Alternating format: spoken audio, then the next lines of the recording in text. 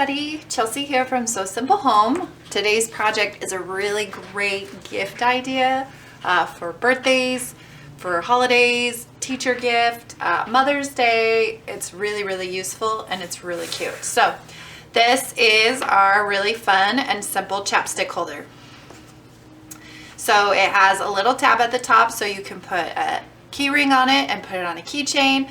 You could keep the key ring off and just add it to a keychain if it already has kind of a hook or something. You could put it on a backpack.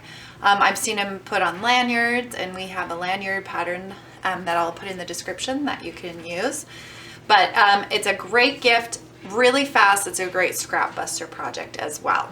So to start out, you're gonna need a few things. You're gonna need two fabrics. I like to use a contrasting fabric for my tab. You don't necessarily have to do that, but I'm going to do it. You'll need some fusible interfacing. You'll need a key ring if you want to add it. Your chapstick or lip gloss, lipstick. This is probably a little too big for like a lip gloss tube, but it would definitely fit for a lipstick. And you could definitely alter it if you wanted to make it bigger for like lip gloss or something. And the other thing you may need is the pattern. There's a link in the description so you can grab it, but I will give you the measurements as well. So you're gonna need two pieces that are 2.5 inches by 7 inches. Actually, I think it's about 7.5 inches. And then you're gonna need your tab, which is 1 inch by 3.5 inches. And you'll cut that in your fabric, your tab, and also your interfacing.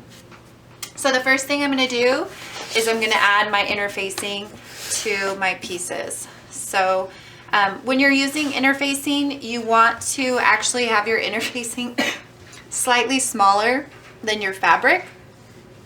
That way the interfacing won't interfere and add bulk to your seam allowances. It doesn't always make a big difference, but in some projects, especially one like this where you're actually going to be folding and then folding again, and you're going to have some thicker edges, and so it's always good to have a little bit less interfacing. So my interfacing is just slightly narrower. It's just, and I'm just going to put it along the middle because that's where I'm going to need the most help. And you can see my interfacing is just a little bit longer than my pieces, but I'll trim that down so it shouldn't be an issue. And I'm using my Cricut Easy Press Mini. I always get that question, what little iron am I using? It's the Easy Press Mini. I'll link it in the description as well. It's one of my favorite sewing tools. I don't think it was ever intended as like a sewing tool, but that's how I use it and I love it. Okay, so my two pieces, my two holder pieces are done, and my little tab, my ring tab is right here. So I'm going to start by sewing my ring tab.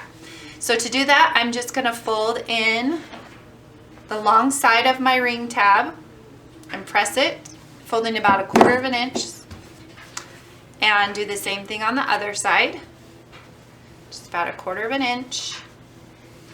So it's going to look kind of like that. And then I'm going to fold it in half again, so those raw edges are kind of stuck on the inside. And then I'm going to just stitch that open side together. And it doesn't have to be perfect. You could even stitch right down the middle if you wanted.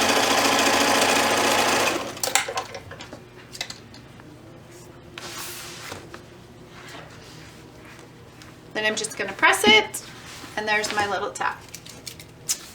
All right, so there's my tab. Now I'm going to take my two holder pieces. I'm going to turn one right side up. I'm going to take my tab and fold it in half. And I'm going to pin it to the top of this tab here.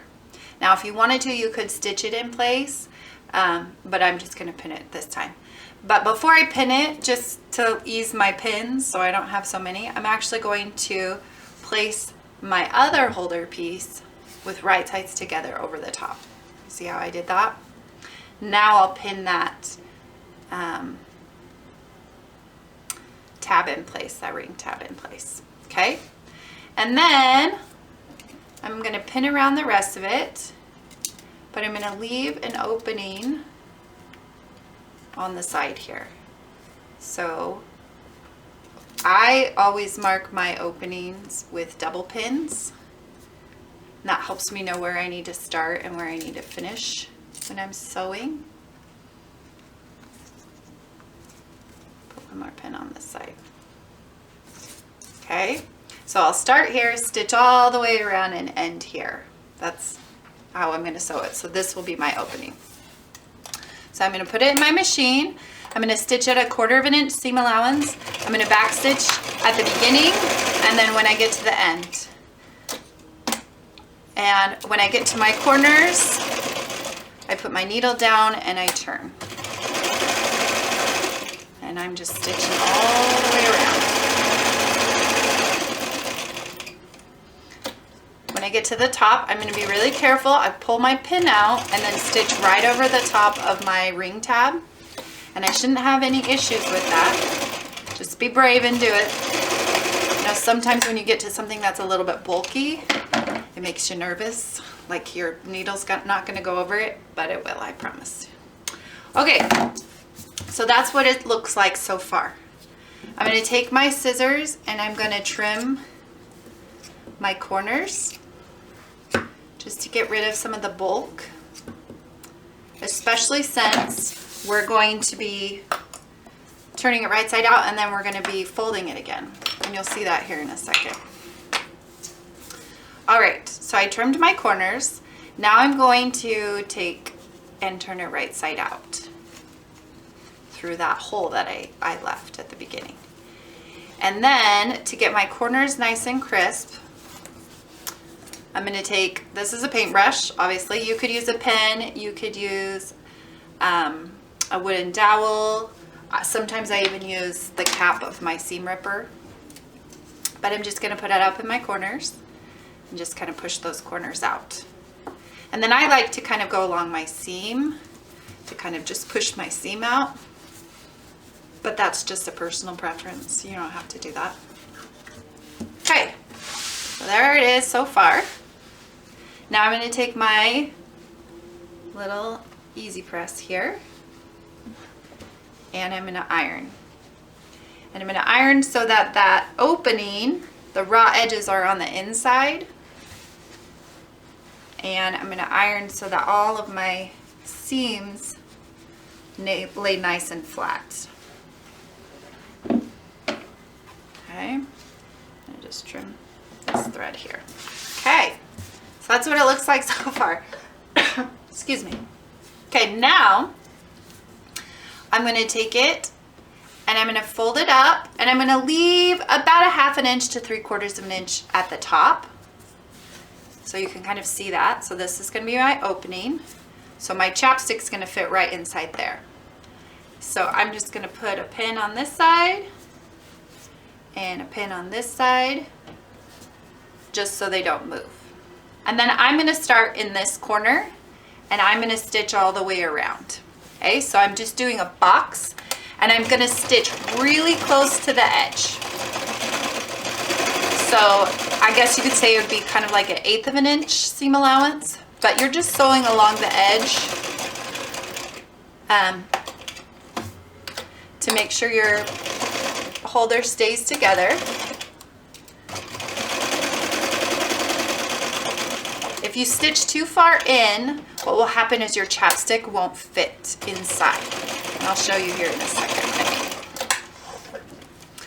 All right, I'm going to just trim all these threads that I just cut. All right, that's kind of what it looks like. We're going to go ahead and press it so it'll lay nice and flat for us. Isn't it so cute though? All right, and here's my chapstick and I'm just gonna slide it right inside. Now you see how it's nice and snug in there? If I did my seam allowance or my in stitching here, my top stitching, if I did it too far in, that chapstick's not even gonna fit inside. So it's important that you have that top stitching really close to the edge, okay? Now you can leave it like this, And if somebody has a clip on their keychain or their backpack, they can just clip it right to that. Or you can get a keychain ring like this one here. And you can buy these for like a big old pack of them on Amazon. Lots of different designs. And then you have a ring on it already so that they can attach it to their keys or whatever. But it's just such a fun and simple project, and you can kind of see the difference. This one was my first one, and I did it just a little bit wider. And my chapstick isn't as snug in there, which is fine, but I really like it much more snug like this. I think it makes a bigger difference. So either one is a great gift. It's really fun, super, super simple. And I know you're just gonna love making these for friends and family. And if you have questions, please leave them in the comments. I'm happy to answer any questions that you might have. Make sure to check out the links in the description so you can get the pattern, as well as head over to our blog to see some of our other fun scrap busting projects like this one. Have a great day.